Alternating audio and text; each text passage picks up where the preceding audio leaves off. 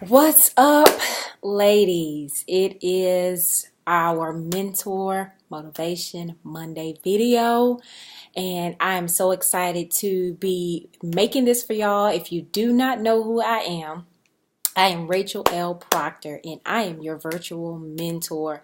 This video was made as a part of our Finish Strong mentorship and accountability group that we have going on.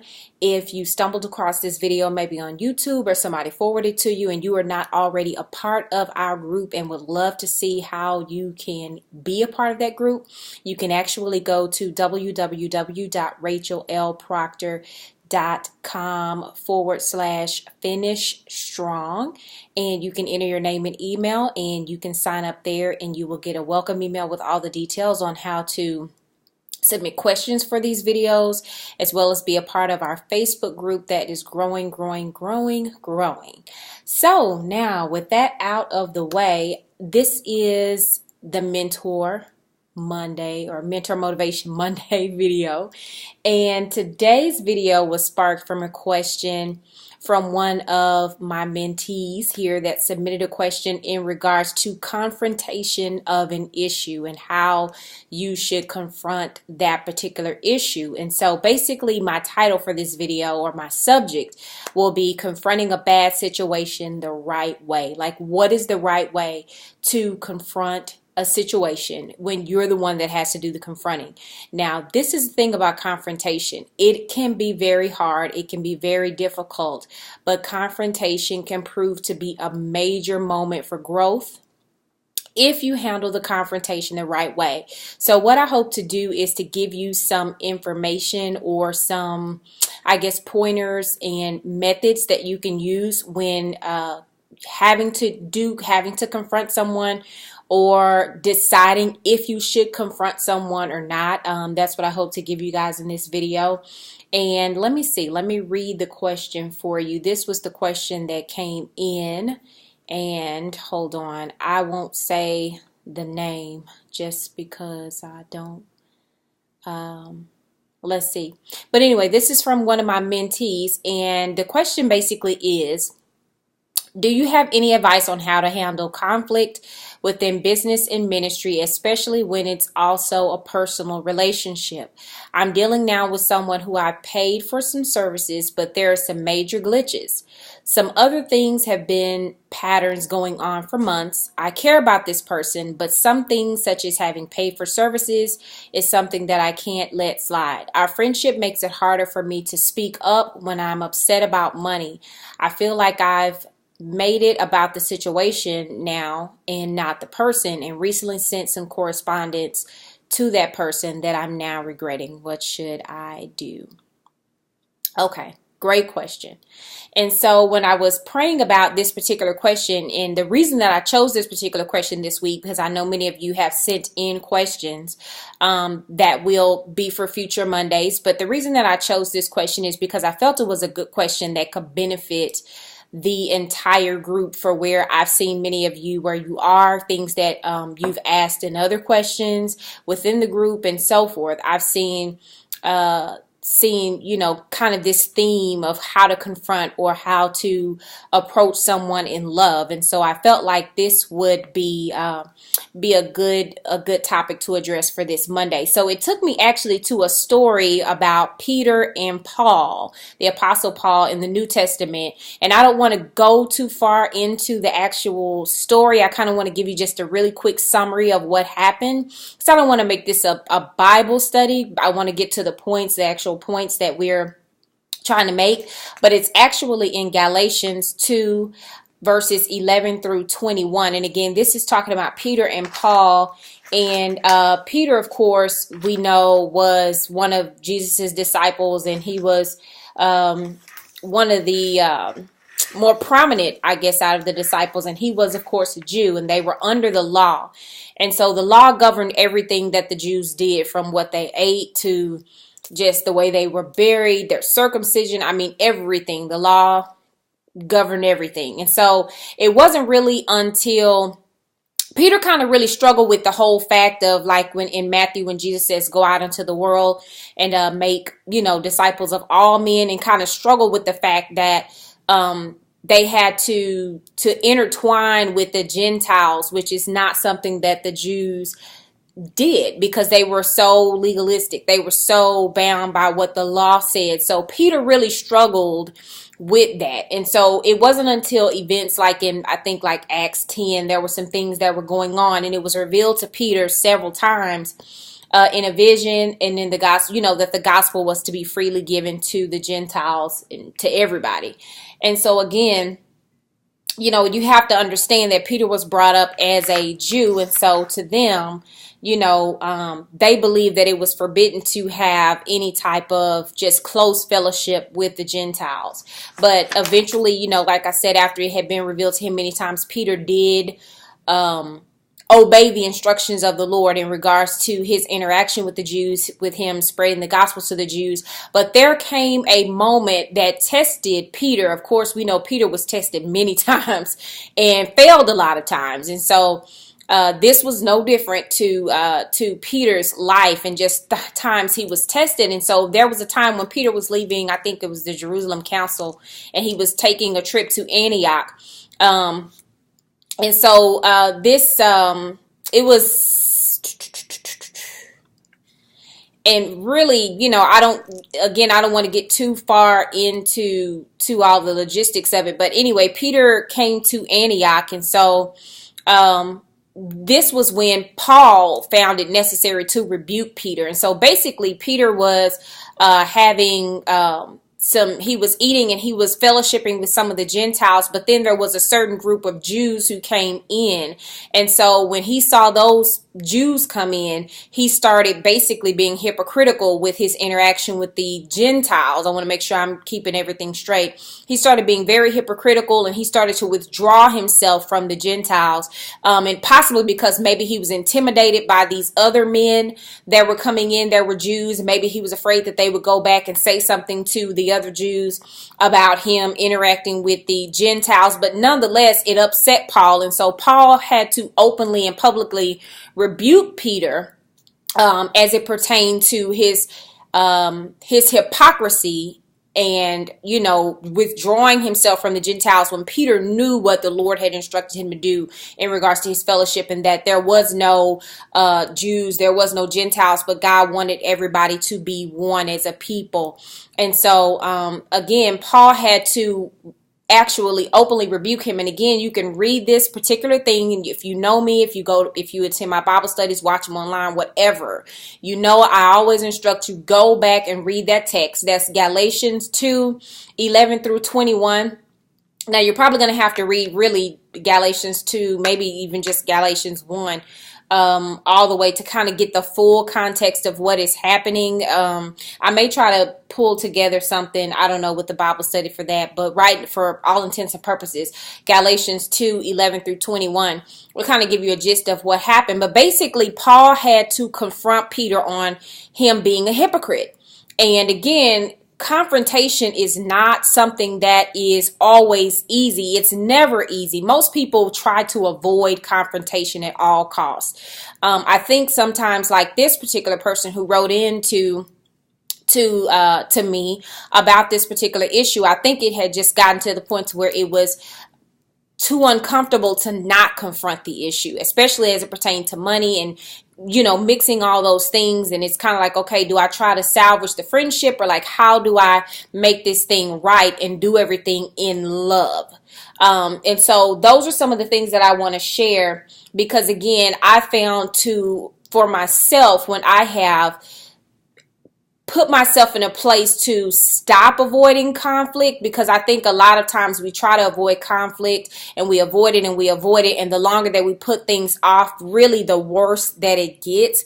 Or sometimes it can be, I found that when we are avoiding conflict, a lot of times we're not really managing the reality of it. We're managing the anxiety around what if. Sometimes when we're avoiding conflict or calling ourselves avoiding conflict, the issue is not as bad as we think it is. And so if we just go ahead and address it, a lot of times we will find out that the issue is really not as bad as it seems. So again, here are some things that I want to share with you guys, and I have a few notes that I took down. One of the first things that I want to share in regards to conflict and confrontation and how to confront or address a bad situation the right way, which the right way we know is to address it in love and from a place of love.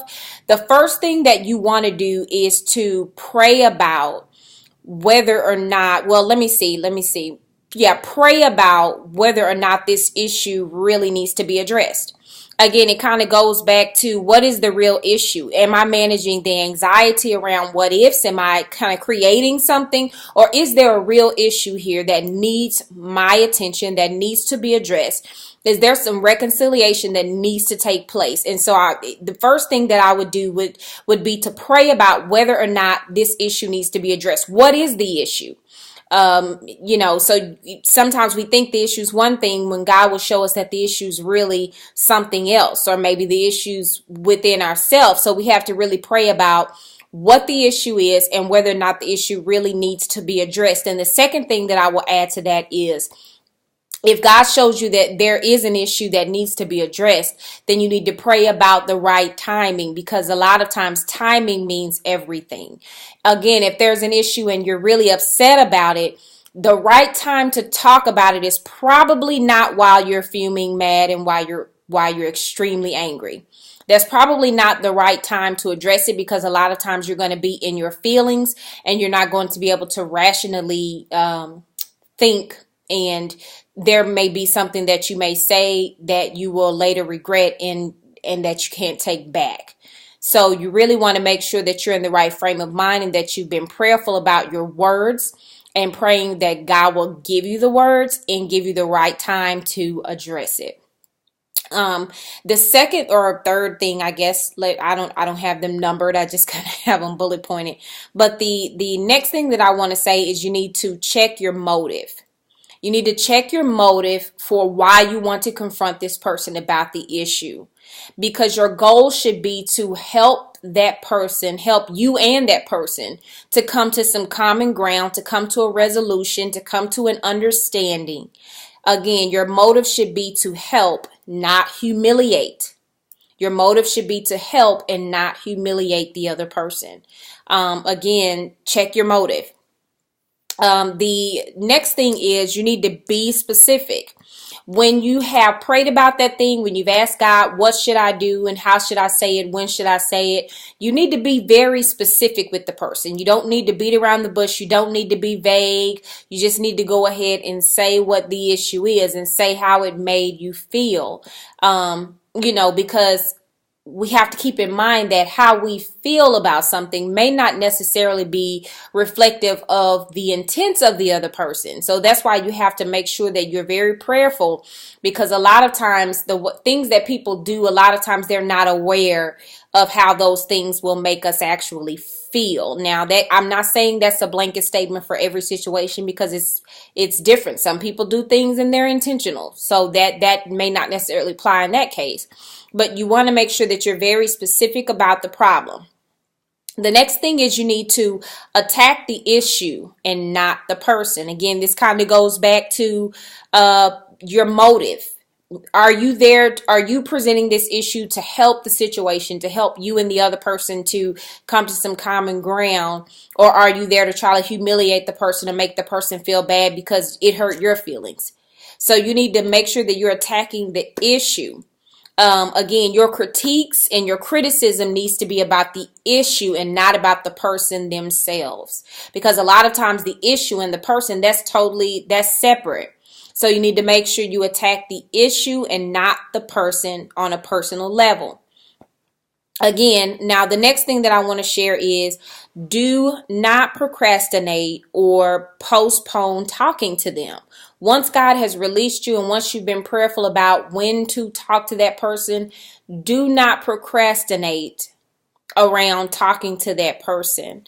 If the issue is big enough for you to be even at this point to where you're praying about it, then when God releases you, you need to go ahead and move on that, because I think the quicker that you get to that point with, again, the leading of God, I can't stress that enough, with the leading of God and asking him to word your mouth, the sooner that you can bring healing to a situation that could totally get out of hand. Because we all know that when you keep things bottled up, you begin to suppress your emotions and your feelings, and one day you just may explode. And the issue's gotten bigger than what it probably should have been, all because you tried to suppress it and you dilly-dalled around it and you procrastinated and you postponed talking to that person. So you really need to go ahead and make arrangements. Even if that is telling the person, hey, can you, look at your schedule and see when you have time to talk. Whatever that move is that you need to make to get that conversation moving, you need to do that. So don't procrastinate or postpone it. The next thing that I want to say is you need to look at you as you look at them. I'm going to say that again. You need to look at you as you look at them. And, don't be so quick to just point out, okay, these are all the criticisms about them and everything that they did wrong, but also look at what you contributed to the interaction. I'll say that again. You need to also look at what you contributed to the interaction to get it to that point, because you have to remember, it takes two people to make a baby. It takes two people to make a baby. And so, a lot of times when we're in situations of conflict, although it can be one-sided, generally it's not totally one-sided. There are some things that we contribute, even if it's not necessarily on a negative end or even on an intentional end. But sometimes, even when we talk about business or ministry, sometimes we need to question ourselves, well, did I move into this interaction or this relationship or this friendship or this business deal? Did I move into it too fast? Did I not do my due diligence before I engaged with this person? Some things like that. That's what I'm saying as far as what did I bring to the interaction? Was I not clear in my communication, or did we not set expectations before we began to engage with one another? So you have to look at yourself as you look at the other person. Okay, what could I have done better to not let this situation get to this point? Are there some things that I can look at next time before I engage into a similar situation with someone else, as far as business or ministry, and even friendships, dating relationships? This is something that you should ask yourself in general. So yeah, that's what I mean when I say look at yourself as you look at that other person. Always look at what you contribute to the interaction, because it takes two people to get a situation to a certain point. It takes two people to make a baby. So make sure you do that. Again, evaluate the part that you played in it. Was there a breakdown in communication? Did you do your due diligence? So make sure you do that. The last thing that I want to share is you need to always end the conversation or the discussion or just the confrontation with encouragement. You need to always end with encouragement to the other person, because a lot of times people really are doing the best that they can. A lot of times people don't mean to offend, or people don't mean to do things that will hurt you. Now, I'm not saying that is always the case, because I know there are people that intentionally do things, and those things need to be confronted. But you need to always end with some sort of encouragement to build that person back up. And not leave that person just there in a bad place. Because there's going to come a time when somebody may misunderstand something that you do. And you will need that same grace extended to you. There will come a time. There's not when or if or whatever, but when that time comes, you're going to need somebody to extend grace and understanding to you. And I think the best way to do that is to remember the golden rule, and that is to treat other people like you want to be treated. You still want to be treated with love and respect. And even if that, and you don't do that expecting that in return, you do that because that's the right thing to do.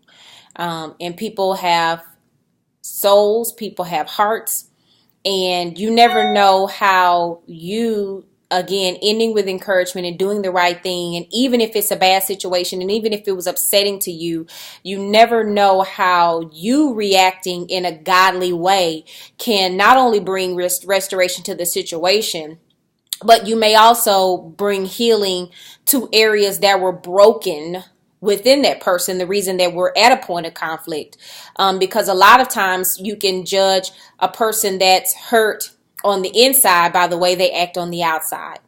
So a lot of times people are not acting out just because they want to act out, or doing things that are hurtful just because they want to do things that are hurtful. Hurt people. So you have to be cognizant of that and realize that your words have power to either tear people down or build people up. And I think that when you use conflict the right way, and when you address it prayerfully and put God and let him go into the situation before you go into the situation, I think that you can definitely bring healing, not only again to the situation, but to the other person as well. And even sometimes to ourselves, when we really reflect on the situation and where it is and what part we played on it. So, yep, guys, that's my response to that question. I hope that I said something today that can encourage you and to help you when you're dealing with confrontations, when you're dealing with conflicts in your life. And I would love to hear your thoughts on this particular video. So if you're on YouTube, you can definitely leave comments here on YouTube as far as your thoughts, and if you've ever had some situations where you had difficulty confronting someone about an issue. Maybe you have some things you want to add to my list that you want to share with the group or anything like that. If you're watching this video in the Facebook group, of course, you can leave your comments there on Facebook as well. Well, I have definitely enjoyed making the very first Mentor Motivation Monday video for you guys, and I hope you guys have a very blessed day. I hope to hear from you. Again, if you're not a member of the mentorship and accountability group, the Finish Strong group, because that's exactly what this group is about, is sisterhood, mentorship, and accountability. We are helping one another finish this year strong, and not even just finishing this year strong, but just to finish it strong, but also to go into the next year full on together as sisters, because we are better together than we are apart. And so that's the group. That's what this group was formed for. And so if you're not a member of it, again, you can visit my website at www.rachellproctor.com/finish strong.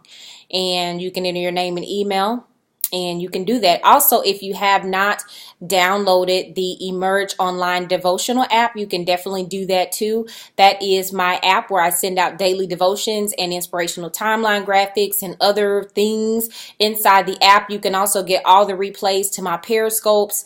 There's a Bible, there's a journal in there, there's all sorts of stuff in the app to keep you motivated and encouraged on a daily basis. We don't go a day without a devotional or a timeline graphic or some sort of inspirational material being pumped out to your smartphone. So yeah, you can do that, and it's available in the App Store and the Google Play Store, and the app is absolutely free. Free 99, y'all.